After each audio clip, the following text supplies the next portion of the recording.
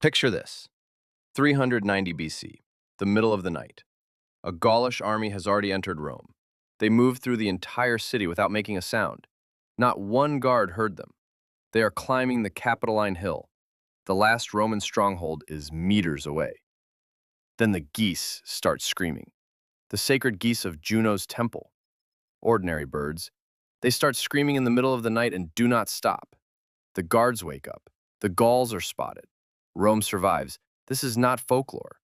Titus Livius and Plutarch both recorded it. And here's the part worth sitting with. Trained soldiers, professional guards, did not hear a group of men climbing a stone staircase at night. The birds did. Today you are going to hear 10 real, documented cases where animals did what people could not or would not do themselves. Not cute stories, not coincidences.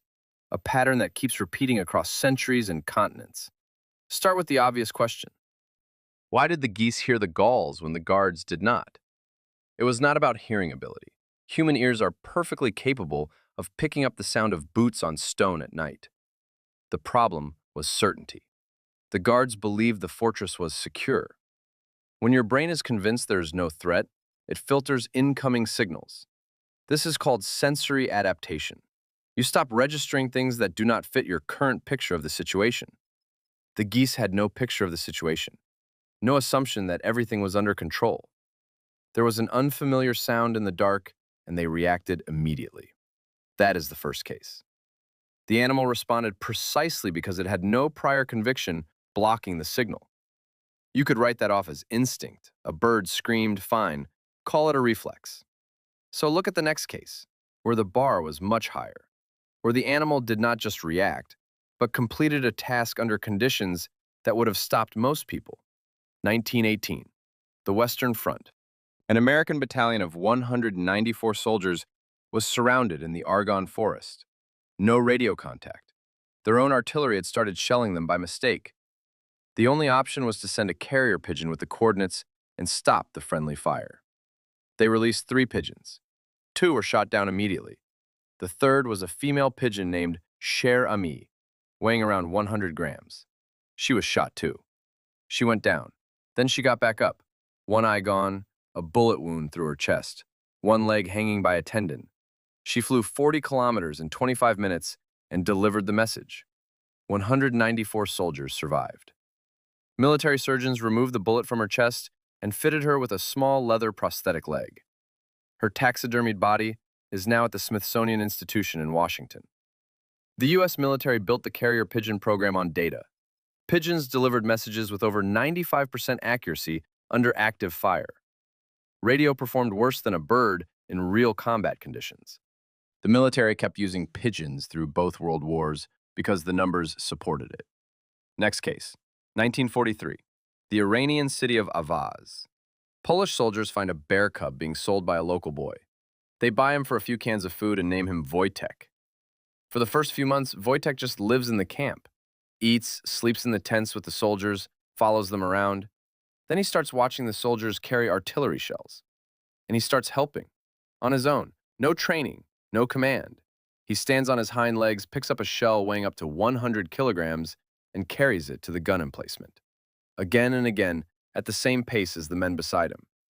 The Polish army enlisted Wojtek officially, gave him the rank of private, later corporal.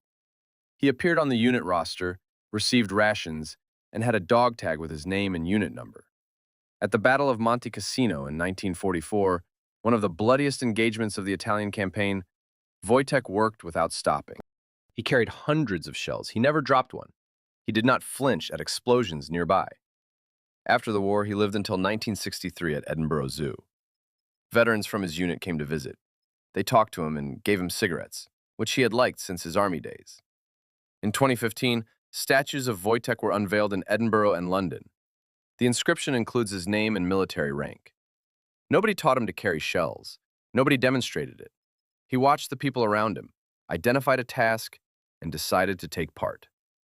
Whatever was driving that behavior, instinct is not the right word for it. Twofold Bay, southern coast of Australia, 1843. Local whalers noticed something odd. Every time a whale entered the bay, an orca showed up. The same one. They named him Tom. Tom would swim to shore, slap his tail on the water right outside the station, wait for the men to launch their boats, and lead them to the whale. Once the whale was harpooned, Tom and his pod took the tongue and lips. The men took everything else. This went on for 24 years. The whalers knew Tom by name. They knew his markings. They knew he got impatient when the boats took too long. A tail slap on the water meant one thing: whale in the bay, get moving. In 1910, a new whaler tried to take the carcass before Tom got his share. Tom interfered. The man struck him with a harpoon. Tom survived, but did not return for several weeks. When he did, he was alone, no pod. In 1930, his body washed ashore at the same station. The whalers kept his skeleton. It is now at the Eden Museum in New South Wales. The plaque reads, Tom, leader of the twofold Bay Orcas, partner of the whalers for 24 years. Partner. That is the word the people chose. Not animal, not phenomenon. They could not find a better one. Argentina, 2004. A man named Jose was arrested in the province of Misiones. The trial stretched over several years. Every day the hearings ran, his dog sat outside the courthouse door. The guards tried to chase him away at first. Then they stopped. The judges knew about him. Local residents brought him food and water. The dog spent 7 years outside that courthouse. 7 years is not a reflex. Dogs have no instinct to wait outside a specific building for a specific number of years. Every morning, he came back. That means every morning he chose to come back. The story is documented in the provincial archives of Misiones and covered in the Argentine press. Jose was eventually released. They met at the same door. May 1941. The British Navy sinks the German battleship Bismarck. Out of more than 2,000 crew members, 114 survived, and a cat. The British destroyer Cossack pulled him from the water. He settled into life on board and got the name Oscar. In October 1941, Cossack was torpedoed. 159 people died. The cat was found on the wreckage, alive. The official report described him as angry but unharmed. He was transferred to the aircraft carrier Ark Royal. A few weeks later, Ark Royal was torpedoed and sank. The cat was found again in open water, alive. After the third shipwreck, he was sent ashore. The official document from the British Admiralty reads, invalided to shore duty. That is a real document. 3 separate crews. German, then British again. All 3 pulled him from the water. All 3 kept him on board. His oil portrait hangs in the National Maritime Museum in London. Now the 2 final cases. British India, 1894. An elephant named Sundamani worked on a logging operation. His mahout was charged with cruelty. The case went to a colonial court. Into the official record went detailed descriptions of Sundamani's behavior, his responses to specific commands, his condition after specific incidents, his actions around specific people. The court accepted the elephant's behavior as legal evidence. The mahout was convicted. London, 1660. Charles II had just returned to the throne. Royal astronomer John Flamsteed demanded the ravens be removed from the Tower of London. They disrupted his observations, fouled his equipment, made noise. Charles agreed. The order was ready.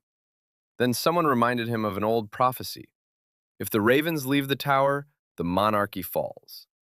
Charles stopped the order and issued a new one. The tower must keep at least 6 ravens at all times. A dedicated keeper would be appointed. The birds would receive official status and a royal salary. That order is still active today. There are 7 ravens in the tower right now, 6 plus 1 spare. Each has a name. Each has a keeper. Each is officially on royal payroll. Charles II, one of the most pragmatic monarchs in British history, sided with the birds over his own court scientist. Not out of sentiment, out of calculation. 10 stories. Different centuries, different continents, different species. Geese heard what a trained army missed. A 100-gram pigeon with one eye and a bullet in her chest flew 40 kilometers and saved 194 soldiers. A bear decided without any training to carry shells weighing up to 100 kilograms through one of the deadliest battles of the Italian campaign. An orca held a working arrangement with humans for 24 years.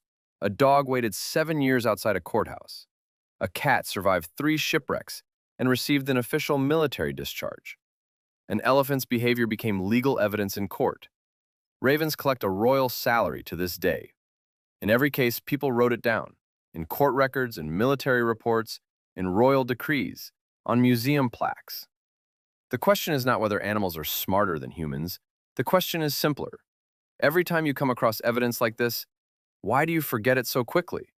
If you watch this far, subscribe.